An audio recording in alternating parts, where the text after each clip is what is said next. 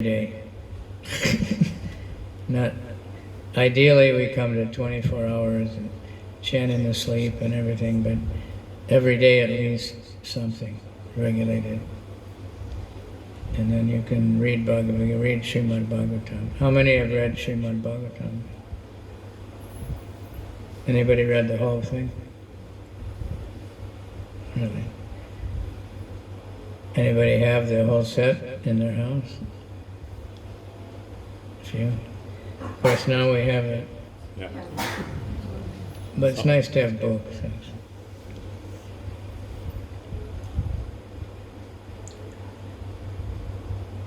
Even at Karmi, I saw, like, because people can't sleep, they said, read a book at night. Because when you read off these things, it creates the chemicals that make you stay awake.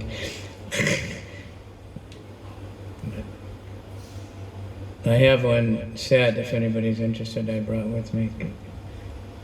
So I'm going to try to distribute it, the brand new one. But throughout the Srimad Bhagavatam, the chanting of the holy name is strongly stressed, especially towards the end, but in the beginning also.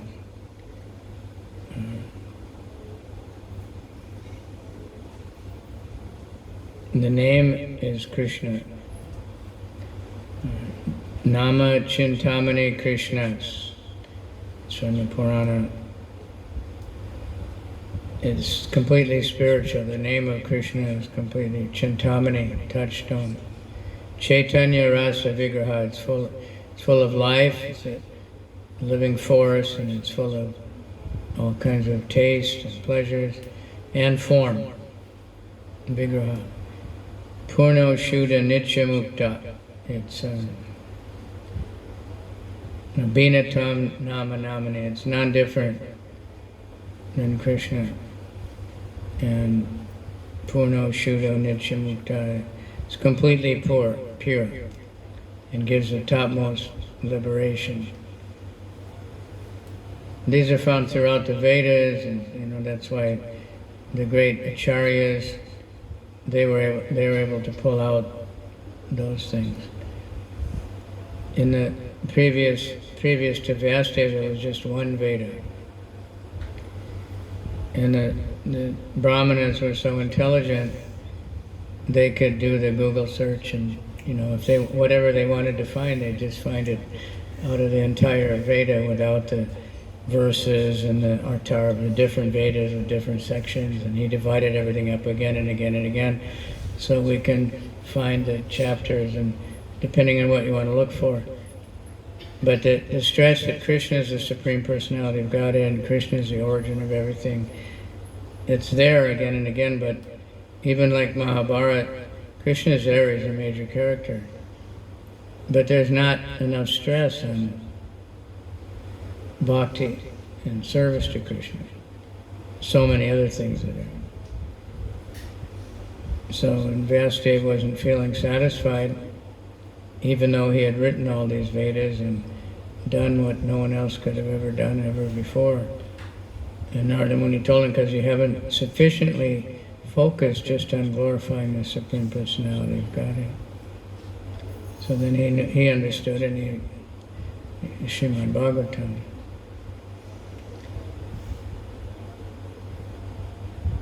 And within the name of Krishna, everything is there. But it's like in the Bhagavatam, everything is in the first verse.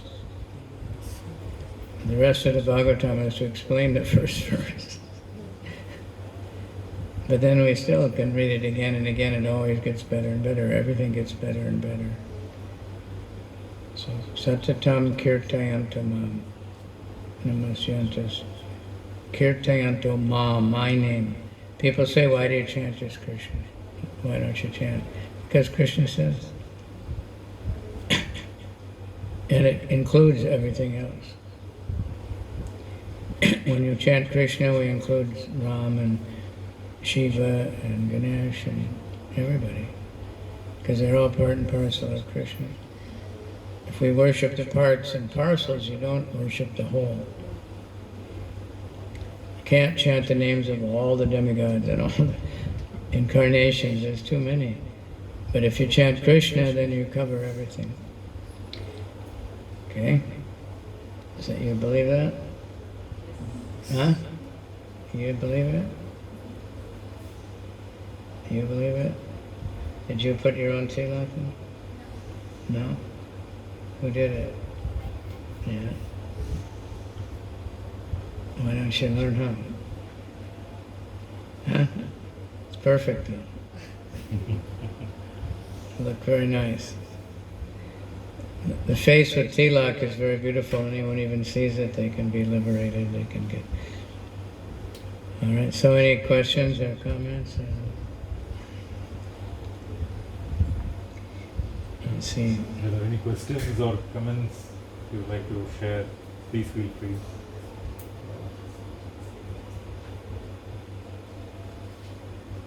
So what was the turning point in your life? What made you to embark into this journey? I don't know.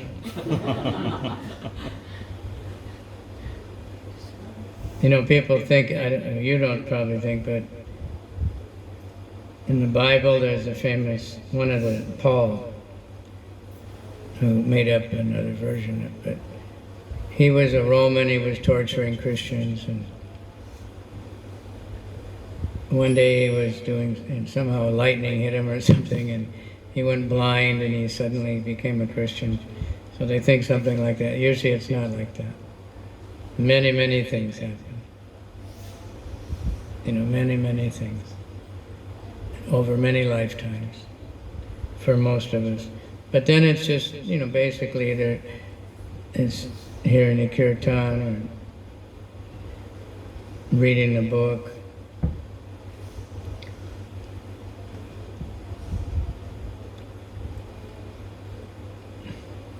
I mean, for myself, when, you know, I knew about it, you know, a little bit, because we had the song, My Sweet Lord, and the Beatles were Hare Krishna. And, you know, that meant something to us in those days. And then, so when I saw devotee chanting, I just knew, somehow I just said, yeah, that's it. When I actually consciously just saw a devotee, and there was only one devotee I saw chanting by himself. And when I read the Ishopanishad, that was the first book that really did it. But everything, association with devotees ultimately. But anybody could say, you know, it's a gradual process, generally. We have in Lord Chaitanya, like Jagai and Madhai, you know, they had that big turning point. You know, Lord Chaitanya was going to kill them. And then they suddenly changed completely. That's the mercy of Lord Nityananda.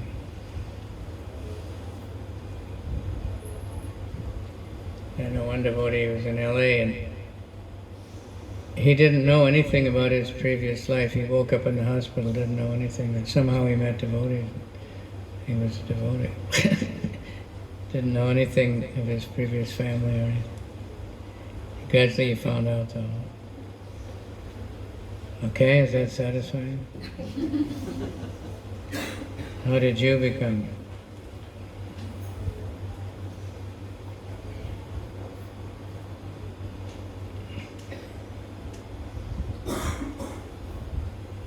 And just see if I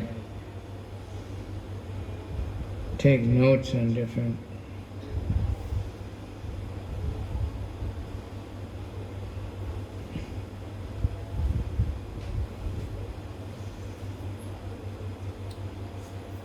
Here's something from Chaitanya Charitamrita. Chanting the holy names is the chief means of attaining love of Godhead. This chanting, our devotional service, does not depend on any paraphernalia, nor on one's having taken birth in a good family. By humility and meekness, one attracts the attention of Krishna. That is the verdict of the Vedas. Therefore, if one becomes very humble and meek, he can easily attain the lotus feet of Krishna in this age of Kali. That is the fulfillment of all great sacrifices, penances, and austerities, because when one achieves ecstatic love of Godhead, he attains the complete perfection of life. Therefore, whatever one does in executing devotion must be accompanied by chanting the holy name of the Lord. Shravanam Kirtanam. It's the first process.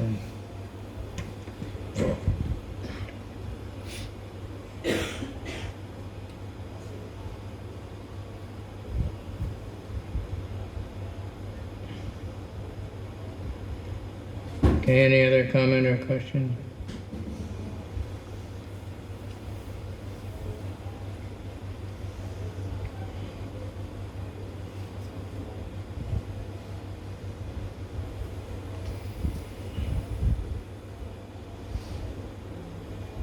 I take notes and they're all in different places, and so, but if you read Chaitanya Charitamrita, you'll find again and again and again, because it's Lord Chaitanya is teaching the Bhagavatam, taking out the essence of it. But if you read Srimad Bhagavatam also, you'll find what it takes. And if you just chant and are here chanting, like this is playing all the time. Prabhupada did chant.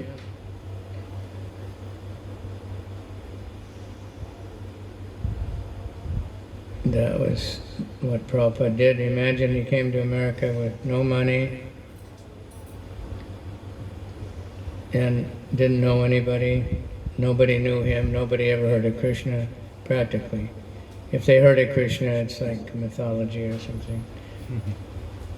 In the university, when they study, I was traveling around America, and we were supposed to try to speak at university classes. And the class that would ask us to come was a mythology class, most of it. And they want to hear this mythology. Goes along with all the other mythology. They don't believe it's Krishna.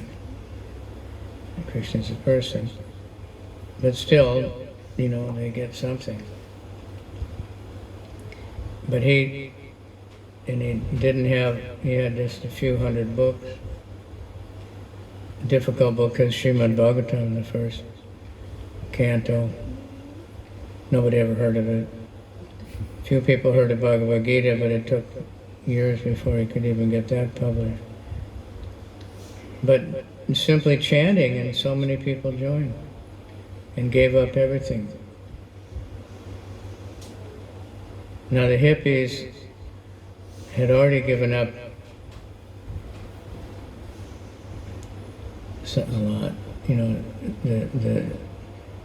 as far as, having a lot of money or getting a big house and all those things that they grew up with, most of the devotees. They weren't coming from poor families. Prabhupada even said that at that time, remember, there was no poor people. Now there's so many. New York City, it's Los Angeles also. It's just unbelievable how many homeless people there are. Just tents everywhere. The city just said okay, just let them sleep anywhere.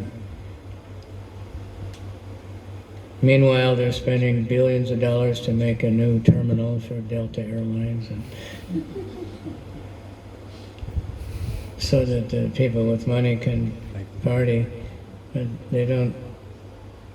Whatever karma works, But and those people are usually nice. They chant. We were in New York subway and distributing books, and twice one lady, she came. She's in a wheelchair,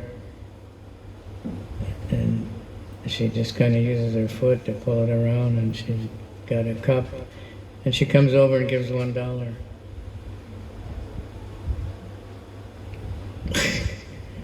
Whenever we're there,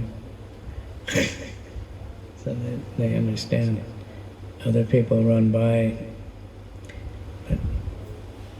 But this chanting is, where the real power is. That's what's changing the world. The vibration is pure, and it counteracts all the impure vibrations, which there's so many,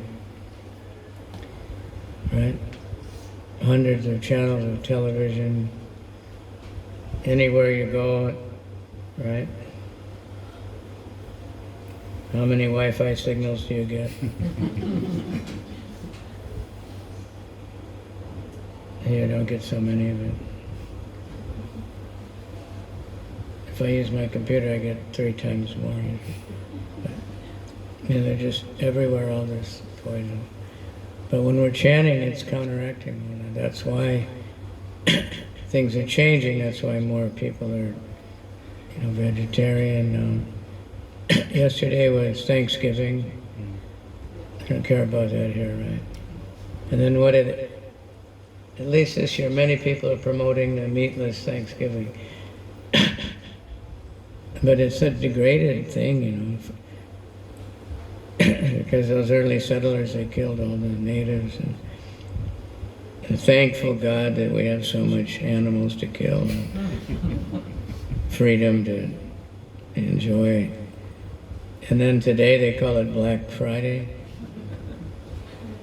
I don't know when that started, because I've been out of America for I never heard of it, Then I kept seeing it was Black Friday. I didn't know what that was.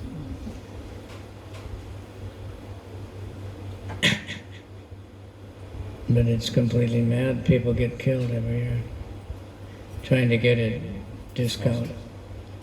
They have big fist fights in the store. One store, the security guard opened the door and got trampled to death.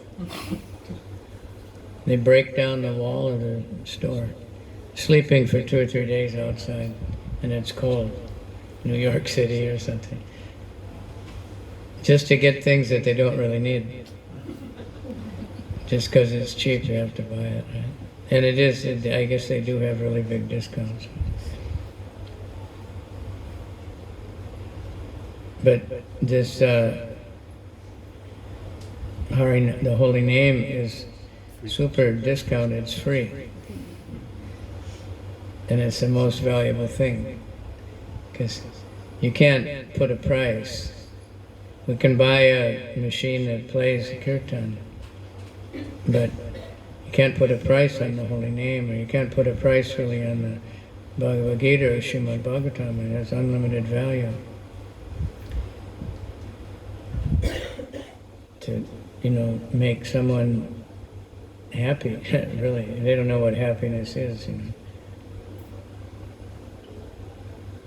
Right?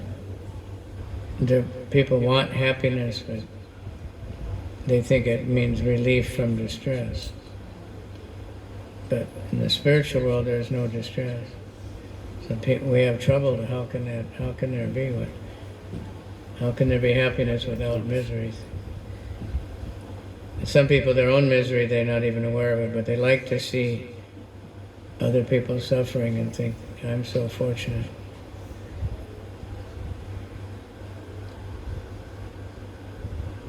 But, we can't help all the homeless people. I guess there's a few in Singapore, but in New York City or Los Angeles or London, so many. Everywhere you go in the most expensive shopping areas, that's where they hang around, They have their dog and they have a sign. And in America, many of them, they're veterans of these stupid wars. And they got wounded or something and they can't really function. And they just throw them out, Beg them to come and serve their country, and when they do it, just leave them out. It's Kali Yuga. But the more we spread the chanting, no matter where you are, chanting in your house, Singapore, chanting here or there, it's actually helping everybody. It's very hard to understand, but Krishna says in Bhagavad Gita, working for the welfare of everyone. So you can think, well, how can I do that? It's not. That's how we can do it. It's like watering the root of the tree. Krishna is the root of everything. So when you serve Krishna, you can actually help everyone. Try to help everyone. How many people can you help? Like one devotee, Karmarupa Prabhu in Vrindavan, he made that care for cows, many devotees know. So he started out just buying some grass and feeding the cows out on the road, And then somehow or other started taking care of some of them, and now he's got his own place. But he was frustrated, he couldn't help all of them. There's so many homeless cows also. In the land of Krishna. That's Kali Yuga. But we can help by helping one person, especially helping anyone to be a devotee or to chant the holy name. That way you're actually helping everybody. And let's see, like in the short time since Prabhupada came to America, how many people are devotees, how many movements that are at least focusing on one of the principles are growing and growing. It's all because of the chanting of the holy name. All right? Gauranga. Hare Krishna. Hare Krishna. Any other question? You want to say something about the holy name? Huh? You want to tell about chanting? You just want to chant. It's nice now, I go to many programs that go, the children are chanting. They're the future. So you have to help them. All right? No? Thank you, Maharaj. I had quite an adventurous flight. Yeah. So Maharaj has been traveling for about close to 40 hours for the last... I don't know, it was just... yeah, so all the way from Los Angeles, then a diversion back to San Francisco, and then to Tokyo, and then from Tokyo to Singapore. His flight landed at 6 in the evening, okay, and he's here at a little after 8 to give a class. So thank you very much, Maharaj, for coming over and giving us your association and blessing us. I'm sure we would all like to hear more and in terms of your realizations and your knowledge. For those of you who are interested, Maharaj will be giving a class tomorrow evening at the Gita Reading Society on the Bhagavad Gita. That's from 5:30 onwards. So Gita Reading Society at Cuff Road, Little India. So in case any of you are interested, please do make it. I'm sure the Bhagavad Gita class will be more nectarian than what we have experienced over the last hour or so. If anybody wants a set of Srimad Bhagavatam, I have. Yeah, so the price is very low. Okay. Because I didn't have to pay shipping or anything. And I got them at cost price. So, but it was very interesting.